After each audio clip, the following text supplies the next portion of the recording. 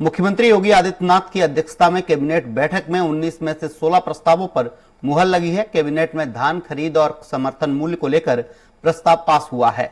सरकार ने धान का समर्थन मूल्य प्रति क्विंटल 143 रुपए बढ़ा दिया है।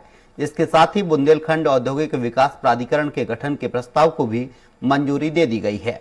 इसके अलावा योगी कैबिनेट ने खरीफ की फसलों की खरीद के लिए वर्ष 2023-24 में मूल्य समर्थन योजना के तहत धान खरीद नीति में संबंधित प्रस्ताव को मंजूरी दे दी। धान खरीद के लिए सरकार ने न्यूनतम समर्थन मूल्य में इजाफा कर दिया है।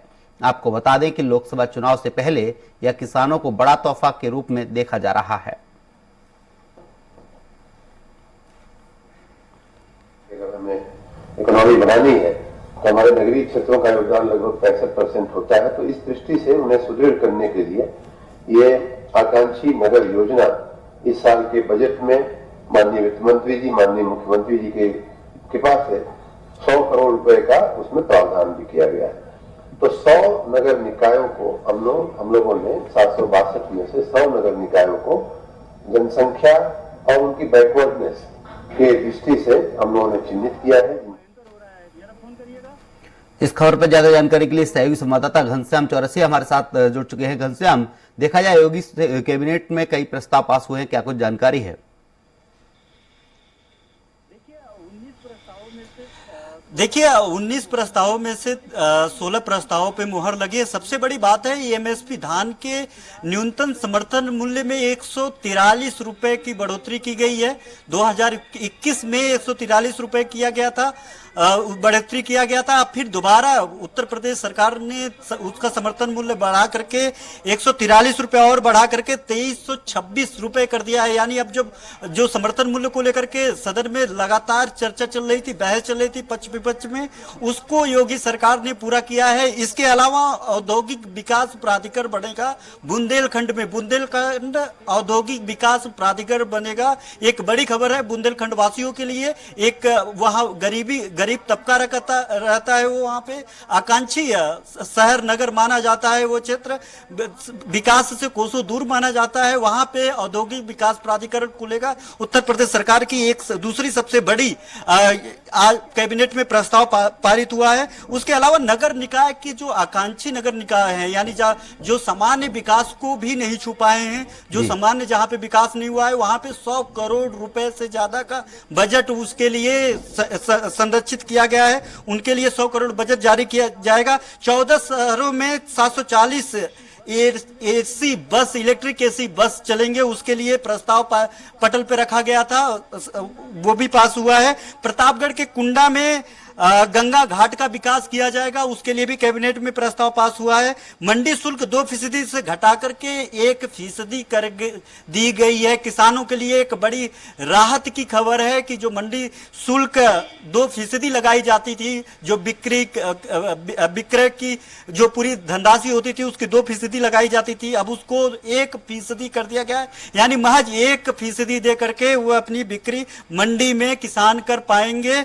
तो आगरा एयरपोर्ट पे सिविल एनक्लेव बनेगा, उसके लिए भी प्रस्ताव पास हुआ है। पुलिस बल में आरक्षी और मुख्य आरक्षी का साइकिल भत्ता 300 रुपए बढ़ा दिया गया है। नहीं तो अभी तक जो है देश जब से आजाद हुआ है तब से लेकर के अभी तक 200 भत्ता अधिकतम 200 भत्ता तक का ही प्रचलित था। अब 300 रुपए बढ़ा करके 500 रुपए साइकिल भत्ता कर दिया गया है। लखनऊ में महिला आरक्षियों के लिए आवासीय परिसर बनेगा और इसके अलावा उन्नाव में प्रशिक्षण महाविद्यालय के लिए भी निर्माण कराया जाएगा, उसके लिए भी प्रस्ताव पास हुआ। 434 करोड़ की लागत से प्रशिक्षण महाविद्यालय का निर्माण होगा उन्नाव में।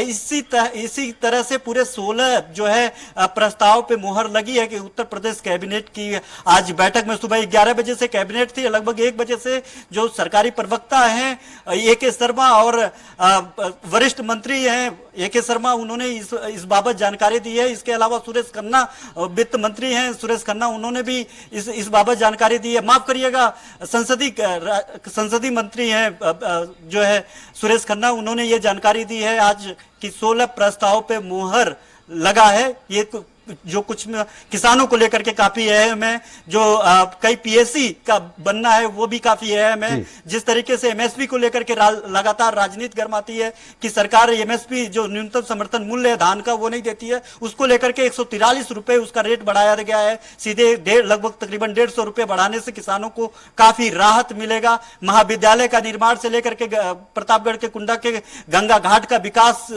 तक की जो परियोजनाएं है, लगभग 16 योजनाओं पे मुहर लगा है। जी घनश्याम, क्या इसको लेकर विपक्ष की तरफ से भी कोई प्रतिक्रिया सामने आई है?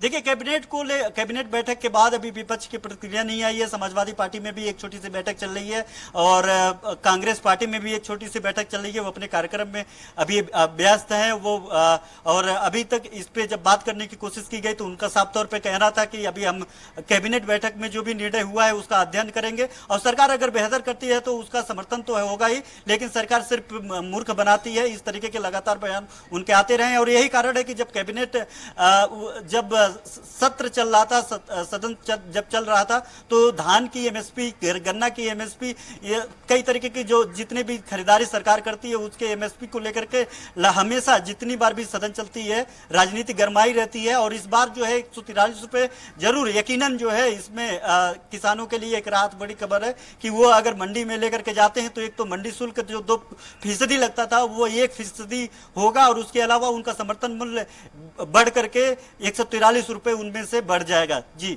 घनश्याम, तमाम जानकारी के लिए आपका बहुत बहुत शुक्रिया।